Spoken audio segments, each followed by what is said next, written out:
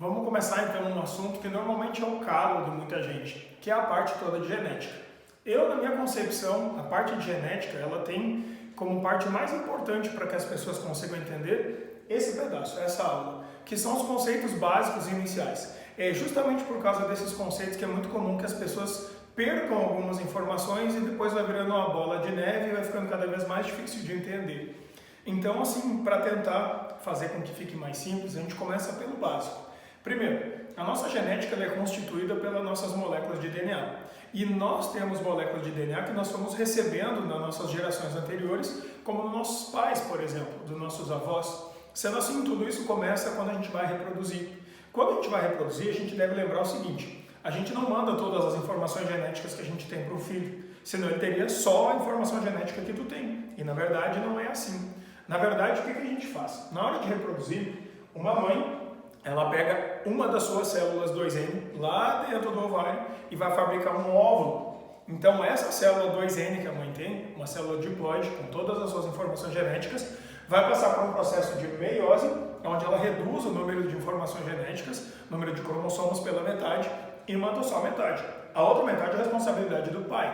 Então ela vai fazer meiose, vai pegar seu 2N e vai reduzir para N. Ela vai mandar um desses dois cromossomos dentro de um óvulo para uma célula filha. No humano, é metade do que ele tem. Então, uma mulher que tem 46 cromossomos vai fabricar um óvulo que vai ter 23 cromossomos aqui dentro. Então, o mesmo processo acontece com os homens, só que agora para a fabricação de espermatozoides. O homem vai pegar lá nos seus testículos uma célulinha 2N, uma célula germinativa, vai fazer uma meiose e vai gerar uma célula N. Essa uma célula N que nós vamos ter aí, ela na verdade é um espermatozoide que carrega nos homens 23 cromossomos. Então, nesse caso, nos exemplos que nós temos aqui, ter uma célula 2N masculina com 2 cromossomos, uma célula 2N feminina com 2 cromossomos. Sendo assim, pai e mãe vão mandar somente um cromossomo cada um. Então, a mãe manda um, o pai manda outro, e então esse óvulo e esses espermatozoides que serão formados vão fundir as suas informações genéticas, juntando o cromossomo da mãe com o cromossomo do pai, e vai voltar a ter um N da mãe e um do pai, ou seja, nós vamos ter um descendente com uma primeira célula 2N. Essa primeira célula 2N sempre é a célula ovo ou zigoto, que agora contém metade das informações genéticas que está no filho, que vieram da mãe, e metade das informações genéticas que vieram do pai. Sendo assim, o que acaba acontecendo, então, é que esse descendente, ele na verdade reconstitui a partir da fecundação o número 2N, que era 2N igual a 2 para a mãe, 2N igual a 2 para o pai, e o filho volta a ter 2N igual a 2, só que com metade de informações genéticas da mãe e metade do pai, ou seja, o conjunto do filho não é idêntico ao da mãe e também não é idêntico ao do pai, então é próprio dele, feito pela mistura da mãe e do pai. Sendo assim, cada vez que nós formamos esse parzinho de cromossomos que tem aqui, esse par de cromossomos, ele, na verdade, é um par de cromossomos que deve trabalhar junto. Então, esse par de cromossomo que deve trabalhar junto, na espécie humana são 23 pares que devem trabalhar juntos. Como é que eu sei quem é par de quem, então, quando são vários pares? Quando é um par só é fácil, só eles e acabou. Agora, e quando forem vários pares? Quando forem vários pares, o que vai acabar acontecendo é que esses pares se encontram, se ajustam e formam os pares de forma correta através de algumas características importantes. Primeiro, os cromossomos que formam pares devem ter centrômeros alinhados no mesmo ponto e os bracinhos de cima e de baixo devem ser de mesmos tamanhos. Significa, esses cromossomos têm comprimento igual e pareamento de centrômeros e de braços que é igual também. Quando acontece isso, eles vão acabar desempenhando as mesmas funções, os mesmos papéis, ou seja, eles se juntam para trabalhar junto. Quando a gente tem este par de cromossomos, que tem o mesmo tamanho, o mesmo alinhamento de centrômero, que faz as mesmas funções, eles são chamados de cromossomos homólogos. Então, o par de homólogos, tantos quantos forem os pares que serão formados, são formados na hora da fecundação. E esses pares de homólogos têm mesmos papéis, mas origens diferentes. Um que veio da mãe e um que veio do pai. Sempre assim. Então, no nosso caso, como são 23 pares de cromossomos homólogos, nós vamos ter 23 cromossomos que vieram da mãe, 23 que vieram do pai, formando os 23 pares. Então, a primeira coisa é entender o que é cromossomo homólogo. Segundo, esses cromossomos, como eles apresentam uma sequência de DNA que constitui o cromossomo, cada sequência de letrinhas A, T, G, C, né? Aqueles nucleotídeos, cada sequência que puder ser convertida num RNA e esse puder fabricar uma proteína, essa sequência de DNA é um gene. Só que, na verdade, nós temos muitas sequências ao longo de cada cromossomo. Sendo assim, nós temos muitos genes dentro de cada cromossomo. O que é o gene, então? O gene é uma sequenciazinha de DNA que é capaz de transcrever um RNA e depois fabricar uma determinada proteína. Então, quando eu tenho um gene no cromossomo do pai que fabrica uma proteína P1, certamente no cromossomo da mãe, alinhado na mesma altura, eu tenho que ter também um pedacinho de DNA que serve para fazer um RNA que vai fabricar uma proteína P1 também. Sendo assim, no mesmo lugar, só que no cromossomo do pai e da mãe, nós temos dois genes. O que veio da mãe, o que veio do pai, e os dois têm que fabricar proteína P1. Tipo, vamos pegar uma proteína que todo mundo conhece, a queratina, que forma um fio de cabelo. Se nesse caso, nesse pedacinho circulado em preto, a gente tem um pedaço de DNA que fabrica a proteína do cabelo, a queratina, lá no pai, na mesma altura, alinhado no mesmo ponto, nós temos um DNA que fabrica a proteína de cabelo também, que veio do pai. Então, pai e mãe devem mandar informações que sirvam para o mesmo tipo de finalidade, para fazer o mesmo tipo de proteína, e esses têm que ficar alinhados no mesmo ponto. Esse ponto, aonde ficam os genes dentro de cada cromossomo, chama-se locus gênico. Então, o locus gênico, na verdade, é o local onde está o gene dentro de cada cromossomo. Se no cromossomo da mãe a proteína P1, tipo proteína do fio de cabelo, estiver no locus, e no pai estiver no mesmo locus, exatamente na mesma altura, então esses genes, o do pai e da mãe, que definem tipo de cabelo, fio de cabelo da pessoa, são chamados de genes alelos. Então, o que é o alelo? São genes que codificam a mesma proteína, que servem para fazer a mesma proteína, mas eles têm que estar sempre no mesmo locus. Então, se eu tenho aqui, circulado em preto, um gene que faz uma proteína, aqui circulado em azul tem outro gene, por exemplo, que faz uma segunda proteína, a proteína P2, por exemplo, que nem pode não ser a do fio de cabelo, pode ser a melanina que dá a cor da nossa pele. Então, se na mãe tem, no pai também tem que ter, porque são cromossomos homólogos que fazem o mesmo papel e os genes devem estar todos eles alinhados nos mesmos locos gênicos, sempre.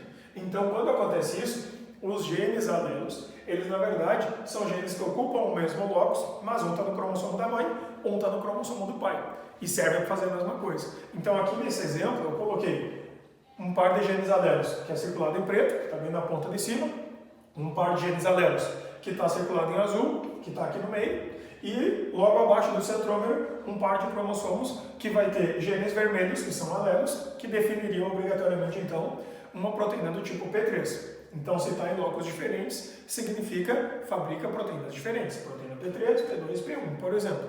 Então, que poderia ser, por exemplo, a P1, a da queratina do cabelo, a P2, que eu falei, por exemplo, a cor da pele, e a P3 sei lá, pode ser a insulina, que é aquela proteína que é responsável por controlar o açúcar do nosso sangue. Então, gene é uma sequência de DNA que serve para fabricar uma proteína. Alelos são genes que servem para fazer as mesmas coisas, mas um está em cada cromossomo. Aí, quando é que eu sei que um gene é dominante sobre o outro? Gene dominante é aquele que, quando expressar a sua proteína, ele tem mais força, ele é mais forte e tenta sempre fazer aparecer a sua proteína, obrigatoriamente. Isso é o dominante.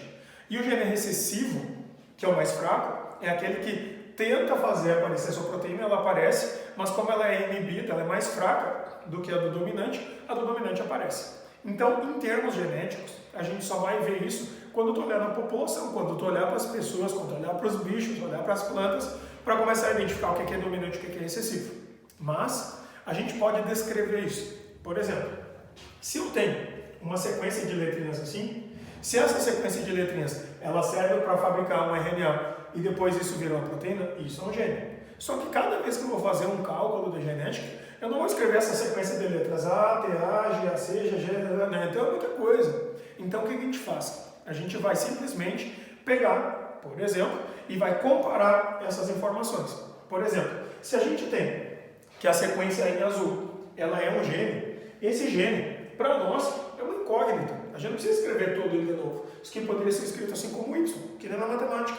Ou F de X, ou, como nós usamos na genética, A. Só que aí, quando esse A significa fabricar fio de cabelo, por exemplo, nesse caso, a gente tem que ver que às vezes tem genes que são muito similares, quase iguais. que a variação é muito pequena, uma letrinha ou duas, que nem nesse caso aqui. Então, o que vai acabar acontecendo? Se esse aqui define fio de cabelo, esse aqui também define. Se esse aqui também define, esse também teria que ser A. Só que aí que nós vamos ver. Se esse aqui define fio de cabelo e ele tem mais chance de aparecer, ele é mais forte, esse é o dominante. Quando eu for representar o recessivo, eu vou ter que usar A também.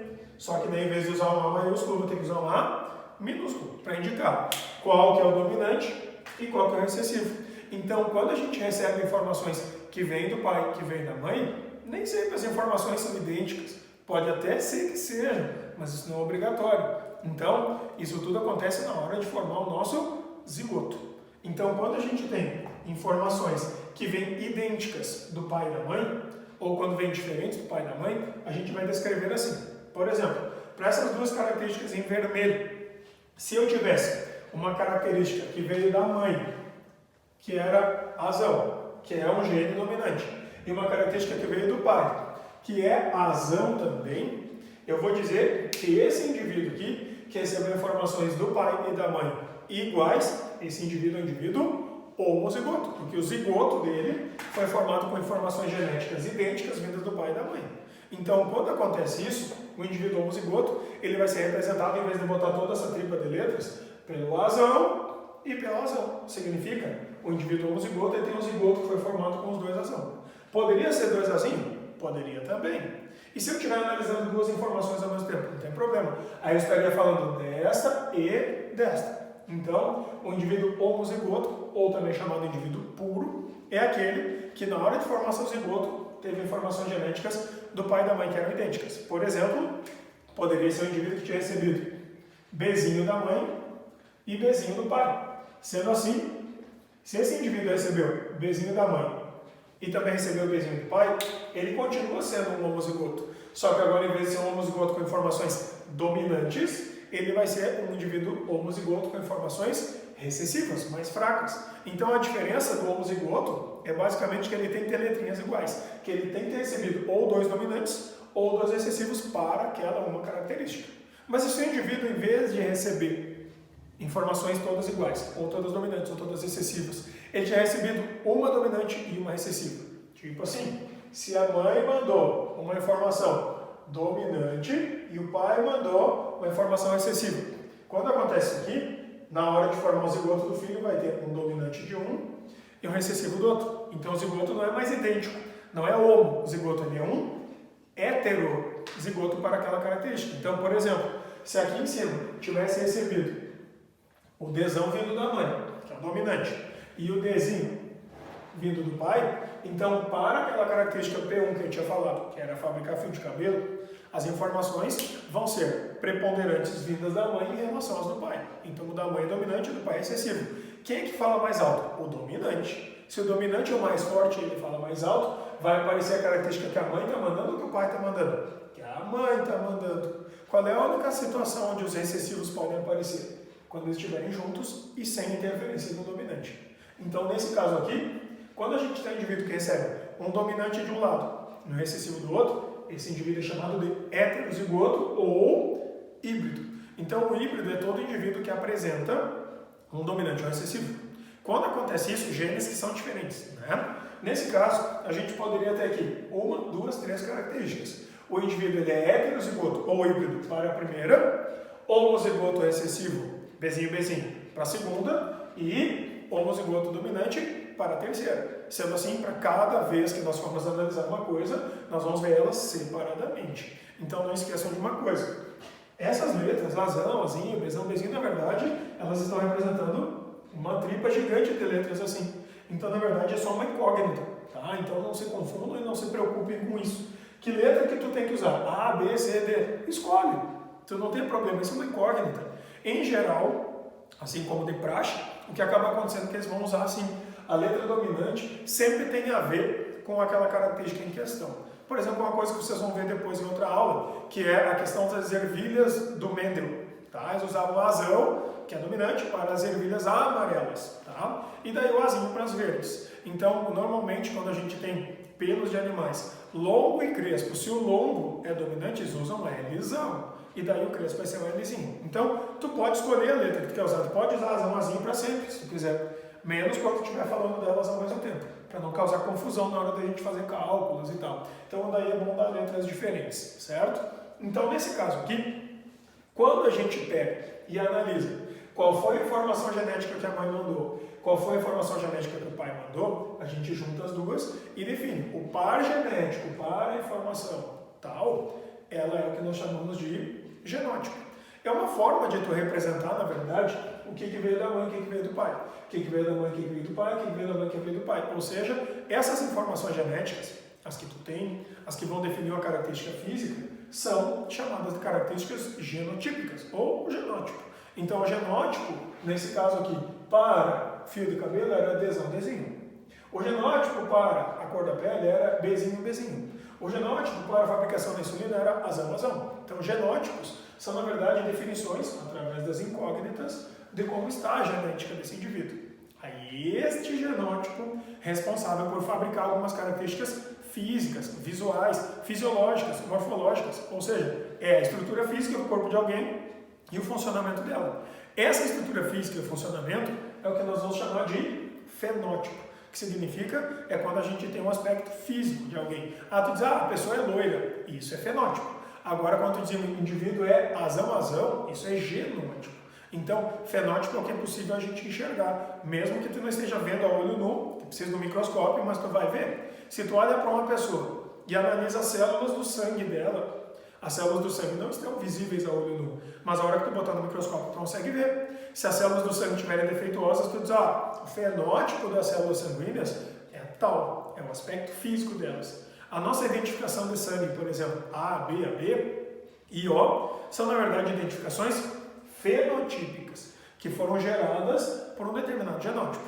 Muitas vezes, especialmente os caracteres externos que a gente vê, eles são, na verdade, fenótipos que podem sofrer interferência do meio.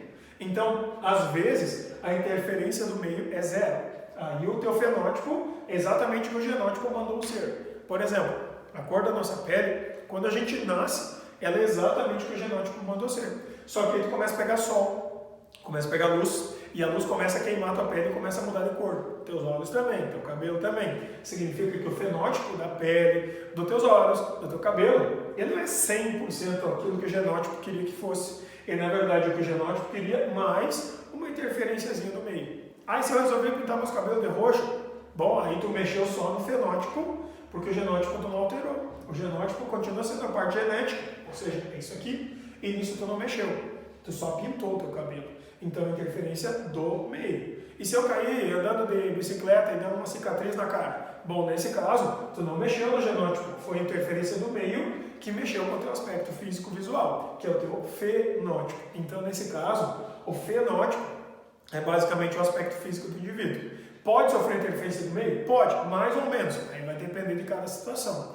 Então, por exemplo, o tipo de célula sanguínea, se tu tomar mais banho de sol ou menos, não muda o teu fenótipo. Teu sangue vai continuar sendo A, vai continuar sendo B, dependendo do qual que tu tem, né? Sem interferência do meio. Agora, a cor da tua pele muda de acordo com a interferência do meio. Então, tu pode forçar as tuas células a fazerem teu genótipo trabalhar um pouquinho mais ou um pouquinho menos. E isso é a interferência que o meio causa.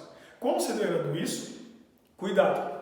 Todas as tuas células, todas, tá? Tirando o óvulo e tirando o espermatozoide, todas as tuas células têm exatamente a informação genética 2N. Então, tu tem todas essas informações aqui em todas as células do teu corpo. A do pé, a da mão, a do nariz. Não interessa qual é a célula. Só que em cada lugar, esse ou esse gene vão funcionar. Então, isso é uma coisa que caracteriza a célula e dá individualidade funcional para ela, fazendo com que ela trabalhe especificamente para fabricar uma ou outra característica. Aí depende de que lugar a gente está. Então, no joelho, tem uns genes que funcionam. No teu couro cabeludo, tem outros genes. Lá no teu fígado, tem outros. Mas as informações genéticas que estão em todos esses lugares são idênticas. Então, em cada lugar são sintetizadas as proteínas de um determinado grupo de genes, dependendo daquilo que o teu lugar, no fígado, ou então lá no couro cabeludo, ou lá no joelho, precisam. Então, a gente não usa todas as informações genéticas em todos os lugares ao mesmo tempo. Tu usa todas elas em todo o teu corpo, mas aqui no couro cabeludo usa umas, aqui tu vai usar outras, aqui tu vai usar outras. Então, cada lugar é um lugar diferente, portanto, em cada lugar tu usa informações genéticas diferentes, mesmo que elas estejam presentes em todo o teu organismo, certo? Então, assim, o nosso fenótipo, ele na verdade às vezes pode ser copiado.